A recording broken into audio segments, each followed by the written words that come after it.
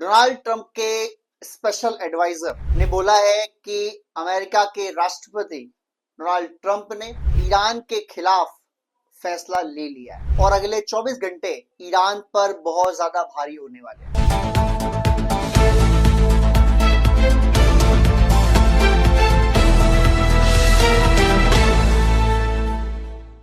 Hello friends, Donald Trump के special adviser ने बोला है कि अमेरिका के राष्ट्रपति डोनाल्ड ट्रंप ने ईरान के खिलाफ फैसला ले लिया है और अगले 24 घंटे ईरान पर बहुत ज्यादा भारी होने वाले हैं। डोनाल्ड ट्रंप ने सारे अपने एयरक्राफ्ट कैरियर्स, अपने फाइटर एयरक्राफ्ट्स को रेडी मोड में रखा हुआ है, ऑन मोड में रखा हुआ है और बहुत जल्द ये एक्टिवेट होके ईरान पर हमला करने वाले हैं। क्योंकि जो दूसरे एयरक्राफ्ट कैरियर जो यूएसएस जेराल्ड था, जब उसको भेजा गया था वेनेजुएला के नजदीक से कि जाएं आप ईरान पर हमला करने की तैयारी करें, वो आके अपनी पोजीशन ले चुका है और उसकी पोजीशन है सीरिया और इजराइल के समुद्र में। वो जिब्राल्टर होते हुए वहां पर पहुंच गया है और उसकी पोजीशनिंग 3 तरीके की है। पहला, अगर वहां से वो चाहे तो ईरान पर हमला कर सकता है और अगर वहां से वो चाहे तो इजराइल का डिफेंस कर सकता है। इसके अंदर क्योंकि ये केयर स्ट्राइक ग्रुप है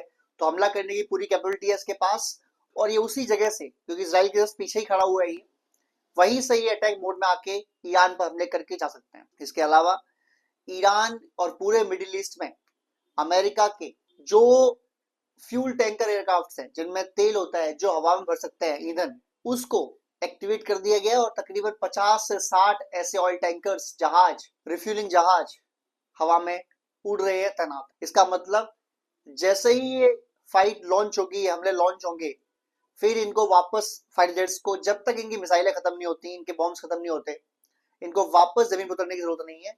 ये हवा से ही रिफ्यूल कर सकते हैं और हवा से दोबारा हमला कर सकते हैं। अमेरिका कितने एक्शन से, कितने तेजी से जुटा हुआ है ईरान पर हमला करने के लिए, आप इस बात समझ सकते हैं कि अमेरिका ने अपने लगभग 120 फाइटर जेट्स और भेज दिए हैं मिडिल ईस्ट में, जिसमें F-22 रैप्टर और F-35 जो 5वीं पीढ़ी के अत्याधुनिक लड़ाई विमान है।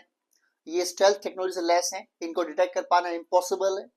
इसके अलावा 2 डिस्ट्रॉयर गल्फ ऑफ पर्शिया में भी अवेलेबल है। अब एयरक्राफ्ट कैरियर को गल्फ ऑफ पर्शिया में ले जाना इम्पॉसिबल है, क्योंकि अगर स्ट्रेट और हार्मोज को बंद कर देगा ईरान, तो क्योंकि मूवमेंट ज्यादा करनी पड़ती है एयरक्राफ्ट कैरियर को, तो उनका निकलना मुश्किल हो जाएगा स्टेट ऑफ होमोज से। तो वहां पर डिस्ट्रॉयर भेजे गए हैं 2। वो डिस्ट्रॉयर आराम से निकल सकते हैं, हमला कर सकते हैं, लेकिन जो आपका एयरक्राफ्ट कैरियर होता है वो बहुत बड़ा होता है, उसको मूव करने के लिए ज्यादा स्पेस चाहिए और प्रिंस ऑफ जो गल्फ ऑफ पर्शिया है वहां पर इतना स्पेस नहीं है, स्पेशली जहां वो आगे ईरान से मुड़ता है स्टेट ऑफ हामुज में, वहां से जब निकलते हैं तो वहां फंस सकता था। इसलिए एयरक्राफ्ट कैरियर अब्राहम लिंकन को रखा गया है ओमान के पास और एक एयरक्राफ्ट कैरियर इजराइल के जस्ट पीछे जेराल्ड और जॉर्ज डब्ल्यू बुश जो एक और एयरक्राफ्ट कैरियर है उसको रखा गया है तीसरी तरफ। लेकिन जो स्ट्रेट ऑफ हार्मुज है उसके अंदर जो गल्फ ऑफ पर्शिया है वहां पर 2 डिस्ट्रॉयर्स हैं। डिस्ट्रॉयर छोटे छोटे होते हैं स्पेस में, उनके एयरक्राफ्ट नहीं होते, तो they can take their own, वो सेफ्टी कर सकते हैं, हमला भी कर सकते हैं टाइम आने पर और वहां से फिर वो निकल सकते हैं। इसके अलावा जो सऊदी अरबिया है, भले उसने ओपनली बोल दिया है कि हम अपने एयर बेसिस का इस्तेमाल नहीं होने देंगे ईरान के खिलाफ, लेकिन अगर यूएस करेगा तो उसे कौन रोक लेगा, क्योंकि यूएस के पास उसके एयर बेसिस है, कर सकता है और वहां पर भी oil tankers and fighter jet की तैनाती हो रही है, मना नहीं किया है किसी ने। हाँ, एक प्रॉब्लम आ रही है कि जो कीर स्टारमर है, इन्होंने मना कर दिया है अपना जो इनके पास आइलैंड है गार्सिया, उसको यूज करने से मना कर दिया है अमेरिका को, और उन्होंने बोला है कि हमारा कोई भी आइलैंड, कोई भी जो हमारा एयरबेस है वो अमेरिका इस्तेमाल नहीं कर सकता ईरान पर हमले के लिए। और डोनाल्ड ट्रंप ने बोला कि जो स्टारमर कर रहे हैं वो सही नहीं कर रहे हैं, वो गलत कर रहे हैं और हमारा दोनों का वो एयरबेस है, हम इस्तेमाल कर सकते हैं, करना चाहिए, बट की स्टारमर मजबूत साफ मना कर रहे हैं कि हम बिल्कुल नहीं होने देंगे, हम अपने एयरबेसेस का इस्तेमाल नहीं होने देंगे ईरान के खिलाफ हमले में। इसके पीछे रीजन, पहला, की स्टारमर परेशान है या चिड़े हुए हैं डोनाल्ड ट्रंप से इस बात को लेके कि डोनाल्ड ट्रंप ने ग्रीनलैंड पर अपना दवा ठोक दिया था, धमकी दे दी थी और सारे देशों पर टैरिफ बढ़ा दिए, पूरे यूरोप को धमकी दे दी थी, चिड़े हुए उससे। दूसरी बात, की स्टार में चाहते हैं कि डोनाल्ड ट्रंप को एक जगह रोका जाए, ऐसा ना हो कि बार बार बढ़ते जा रहे हैं, बढ़ते जा रहे हैं, बढ़ते जा रहे हैं, ऐसा ना। अब अमेरिका के जो कमांडर्स हैं, खासकर जो ट्रंप के सहयोगी हैं या उनके सलाहकार हैं, डोनाल्ड ट्रंप को उन्होंने बताया है कि ईरान से जब वॉर शुरू होगा तो ये वॉर लंबा चलेगा, ये वॉर कुछ दिन में कुछ घंटों में खत्म नहीं होगा, ये लंबा चलेगा। इसलिए डोनाल्ड ट्रंप बहुत ज्यादा प्रेशर आने की कोशिश कर रहे हैं कि हो सके तो ईरान को रोक दिया जाए, लड़ाई रोक दी जाए, लड़ाई ना की जाए और उससे पहले ईरान सरेंडर कर दे। पर कल एक नई घटना हुई जिससे डोनाल्ड ट्रंप का माथा सनक गया, ऐसा बोलने में आ रहा है। और अब वो ईरान पर हमला करने के लिए, पहले अगर वो 50-50 थे तो अब वो 90-10 हो गया, यानी लगभग वो तैयार है कि हमला करना है। क्या हुआ है कल, इसके बारे में बात करते हैं। डोनाल्ड ट्रंप ने पिछले 6-8 महीने से, बल्कि 1 साल से, जब से वो सेकंड टर्म में प्रेसिडेंट बने, पूरी दुनिया को परेशान कर रखा है एक शब्द ने, और वो है क्या? टैरिफ। डोनाल्ड ट्रंप ने जहां उनका दिल करा उन्होंने टैरिफ लगा दिया, जहां उनका दिल करा टैरिफ बढ़ा दिया। भारत में भी टैरिफ लगाए थे, 25% लगाए पहले अगस्त में, फिर सितंबर आते आते 25% और लगा दिए, 50%। हालांकि बाद में भी डील हो गई इसी महीने फरवरी के शुरुआत में, और 18% टैरिफ कर दिया गया। ऐसे ही दुनिया के तमाम देशों पर टैरिफ लगे हुए हैं, जिसमें सबसे ज्यादा अभी भी ब्राजील पर 50%, चाइना पर 34% ये लगे हुए हैं। कल अमेरिका के सुप्रीम कोर्ट ने एक ऑर्डर दिया। उनका ऑर्डर ये कहता है कि जो भी टैरिफ्स लगाए डोनाल्ड ट्रंप ने, वो सारे टैरिफ्स हट जाने चाहिए तुरंत प्रभाव से, क्योंकि डोनाल्ड ट्रंप को एज प्रेसिडेंट इसका हक नहीं है, इसका पावर नहीं है कि वो देशों पर टैरिफ ला सके, और सारे टैरिफ रद्द करने की ऑर्डर जारी कर दिए। लेकिन डोनाल्ड ट्रंप 2 घंटे बाद आए, प्रेस कॉन्फ्रेंस करी उन्होंने लगभग भारतीय समय के रात के 12 बजे के आसपास, और उन्होंने कहा कि ये अजीब कोर्ट ऑर्डर है, मैं इसकी घोर निंदा करता हूं। मैं ये समझ नहीं पा रहा कि प्रेसिडेंट के पास ये पावर है कि वो बिजनेस डील करे, लेकिन ये पावर नहीं कि $1 चार्ज कर पाए। ये कैसा रूल रेगुलेशन। उन्होंने ये भी कहा कि इस सुप्रीम कोर्ट के ऑर्डर ने मुझे मेरी पावर घटाई नहीं है, बल्कि पावर बढ़ा दी है, और मैं ग्लोबल, मतलब पूरी दुनिया पर, हर देश पर 10% टैरिफ और बढ़ा रहा हूं पुराने टैरिफ के अलावा। यानी जो टैरिफ थे वो तो लगे रहेंगे, उसके बाद 10% और बढ़ जाएंगे। अब कई लोगों का मानना है कि सिर्फ 10% टैरिफ लगे हर देश पर, कुछ लोगों का मानना है कि जो टैरिफ लगे हुए हैं उनके अलावा 10% बढ़ गए। भारत के बारे में उनसे पूछा गया तो उन्होंने कहा कि भारत पर उतने ही टैरिफ है जितने थे, यानी 18%, वो 10% नहीं बढ़ेंगे। लेकिन जब ग्लोबल ऑर्डर दिया जाता है तो हर देश के ऊपर लागू होता है, और भारत ग्लोबल में ही आता है। तो अब हमारे यहाँ कंफ्यूजन हो चुके बाद में कि ये हमारे पास टैरिफ अब है कितने, 18 + 10 28% है, या ओनली 18% है, या अमेरिकी मीडिया कह रही है कि भारत में टैरिफ अब सिर्फ 10% रह जाएंगे। कैसा है, क्या एग्जैक्टली, बड़ी कंफ्यूजन नहीं है। तो कंफ्यूजन को दूर करने के लिए डोनाल्ड ट्रंप से पूछा गया कि भारत में कितने टैरिफ है, तो डोनाल्ड ट्रंप ने बोला कि भारत में 18% टैरिफ ही रहेंगे, उन पर कोई एक्स्ट्रा टैरिफ नहीं आएगा। लेकिन जब आप ग्लोबल ऑर्डर साइन कर देते हो तो दुनिया पर टैरिफ लग जाता है 10% एक्स्ट्रा, वो किसी एक देश पर नहीं रहता, ना किसी एक देश को छूट देता है। तो पूरी दुनिया पर 10% टैरिफ बढ़ाया है आपने, तो इसका मतलब भारत पर 10% टैरिफ बढ़ा के, दैट इज 18 + 10 28% टैरिफ हो गया। फिर अमेरिकी मीडिया से क्यों कह रही है कि भारत में सिर्फ 10% टैरिफ है? I don't know, I am confused. इस पर जैसे ही कोई क्लैरिटी आती है हम बताएंगे। लेकिन अब इस टैरिफ की घटना से डोनाल्ड ट्रंप का माथा सनक गया। डोनाल्ड ट्रंप परेशान हो चुके हैं और चिढ़ चुके एकदम से, और क्योंकि वो वॉर की तैयारी ऑलरेडी कर रहे हैं, उनकी तैयारी ऑलमोस्ट खत्म हो चुकी है, रेडी मोड में है वो वॉर करने के लिए।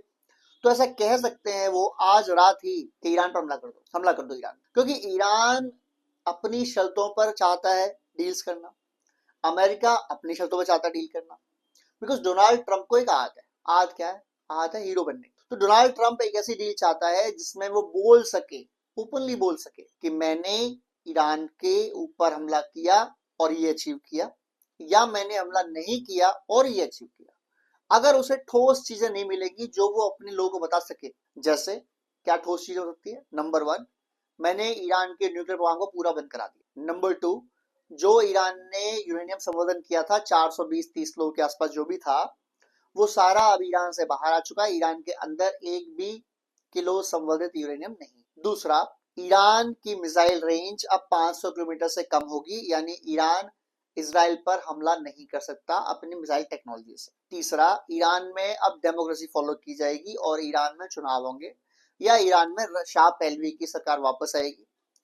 चौथा, ईरान जो भी अपने तेल का एक्सपोर्ट करेगा वो सारा डॉलर्स के अंदर होगा, और ईरान जब भी तेल ऑर्डर्स लेगा या कुछ भी डील करेगा तो पहले अमेरिका से परमिशन लेगा, या अमेरिका डील करेगा, जैसे आजकल वेनेजुएला के लिए करता है। ये चारों चीज जब तक नहीं होंगी डोनाल्ड ट्रंप नहीं मान सकता, क्योंकि अगर वो मानता है तो लोग पूछेंगे कि 2015-16 में जब आपने अपने ऑर्डर वापस लिए थे, जब आपने ये कहा था कि अमेरिका ईरान की डील से बाहर निकल रहा है, तो उस समय ईरान पे डील क्या थी? ईरान पे डील ये थी कि ईरान अपना प्रॉपर तरीके से यूरेनियम संवर्धन करेगा, जो बिजली बनाएगा बॉम्ब नहीं बनाएगा। आप उससे बाहर निकल गए, और अगर आपने वापस वही डील कर दी तो पहले बाहर गए क्यों थे?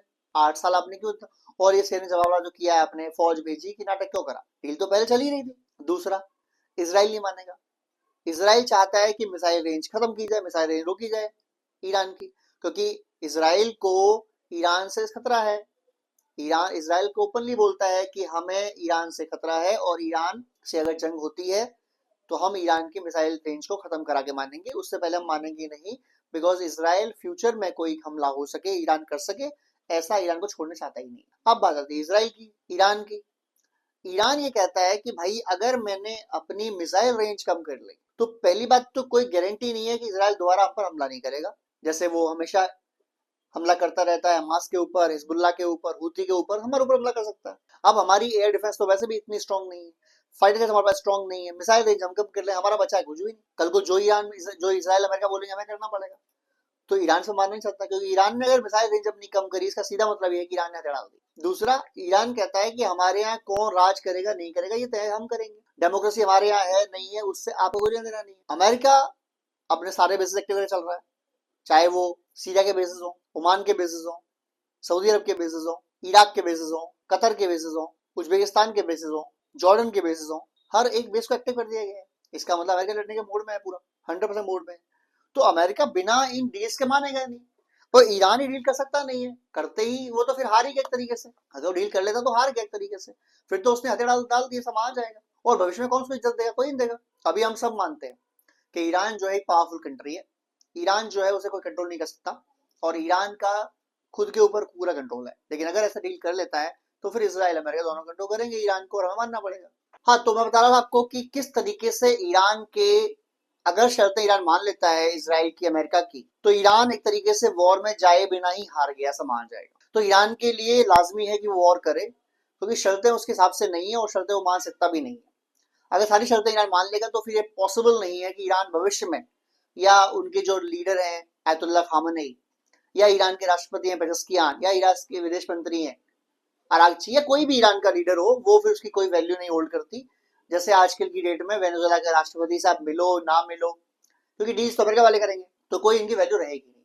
और ईरान की जो कौम है वो इस तरीके से नहीं चल सकती, वो पर्शियंस हैं या ईरानी लोग हैं जो हैं, वो ऐसे नहीं मान सकते अपने आप को। तो उन्हें एक जज्बा एक करना है, एक लड़ाई करनी है। अब वो जब लड़ाई करेंगे तो अब वो क्या करेंगे? उनका सीधा सीधा प्लान है कि अमेरिका के अगर बहुत सारे बेसेस हैं तो उन्हें ढूंढना है कि सबसे पहले ऐसा कौन सा बेस है जहां पर इनकी डिफेंस कम है। दूसरा, एयरक्राफ्ट कैरियर, वहां डिफेंस ज्यादा होगी, बहुत बड़ी होगी, लेकिन वो डिस्ट्रक्टिव कर सकते हैं। तीसरा, इसराइल, उनको 3 जगह हमले करने हैं, हर जगह हमला नहीं करना है, लेकिन जितने बेसेस हैं उनमें ढूंढना है कि सबसे कमजोर बेस कौन सा है, वहां पर हमले करना। और अगर वहां पर एक साथ 500 मिसाइल फायर कर दी गई तो जाहिर सी बात है कि बेस डिस्ट्रॉय कर देंगे। 1000 मिसाइलें, 400-500 बैलिस्टिक मिसाइलें, 1500-2000 ड्रोन्स अगर एक ही एयरक्राफ्ट कैरियर फायर कर दिए गए तो जाहिर सी बात है उसे डिस्ट्रॉय कर सकते हैं। और उसके बाद अमेरिका की वैल्यूज को, अमेरिका की जो पावर है उसे धक्का लगे दुनिया में। और इतना ही चाहता है ईरान, क्योंकि इसके बाद वॉर रुक जाएगा, या फिर ये मास डिस्ट्रक्शन हो जाएगा उसके बाद, क्योंकि फिर अमेरिका शायद अपनी इज्जत के लिए न्यूक्लियर बॉम्ब चला दे या ईरान को पूरा खत्म कर दे। पर ईरान का एक प्लान है कि अमेरिका को एक लेवल जाके डिस्ट्रॉय कर देना, और वो बहुत ज्यादा जल्दी करने की कोशिश करेगा। अगर जितना जल्दी करेगा उतनी जल्दी वॉर रुक जाएगा, जितना लेट करेगा वॉर चलता जाएगा, और शायद लेट करने की पावर बचे भी ना ईरान के पास।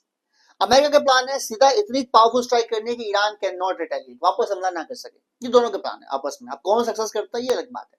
लेकिन ईरान का एक डोम्सडे प्लान, ईरान कहता है हम तो डूबेंगे लेकिन हम पूरे एरिया को डुबा देंगे। इसका मतलब हम पूरे एयर बेसिस पर, पूरे जिस जिस देश में अमेरिका के बेसिस हैं, हम सब पे हमला करेंगे, और फिर ये वॉर ईरान अमेरिका का नहीं रह जाएगा, ये वर्ल्ड वॉर 3 बन जाएगा। रशिया ने बोल दिया है कि अमेरिका को कि हमला ना करें, वरना ये वर्ल्ड वॉर बनने की पूरी पूरी संभावना है। क्या अमेरिका रुकता है? वॉर होता है। डोनाल्ड ट्रंप का आजकल मुंह सनका हुआ है, अब उसे नहीं पता वो बेचारा क्या करेगा क्या नहीं करेगा। वो गुस्से में चिढ़ चुका है, और वो अपने आप को दिखाना चाहता है as human, as powerful leader. तो वॉर कैन बी स्टार्टेड। जय हिंद, जय भारत।